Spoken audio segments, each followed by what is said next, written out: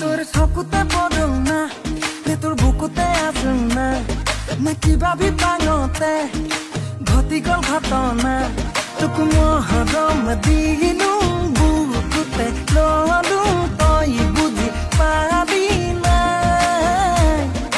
দিন ৰাতি ভাবো পগলা হলো হিয়াতে ললি ঠাই ও দেহা ইলেলে ইলেলে বুকুত বাজি গল দিলেলে তোবাদে নাহেচোন মনলে মৰম নাজাগে আনলে ও দেহা ইলেলে ইলেলে বুকুত বাজি গল দিলেলে তই আহচোন কাষলে তোক লৈ যাম মই ঘৰলে